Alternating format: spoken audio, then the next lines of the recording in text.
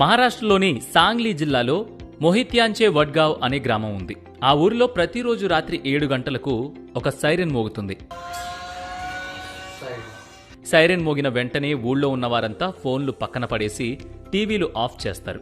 1 గంటన్నర పాటు ఎలాంటి ఎలక్ట్రానిక్స్ ముట్టుకోరు.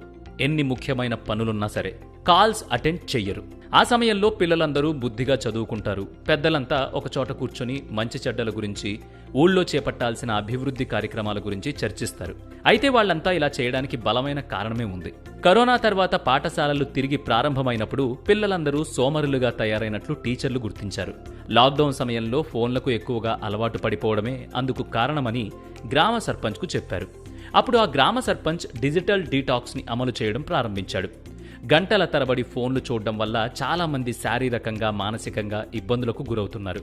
కాబట్టి ఫోన్లు లేదా ఇతర డిజిటల్ వస్తువులను ఉపయోగించకుండా దూరంగా ఉండటాన్ని డిజిటల్ డీటాక్స్ అంటారు.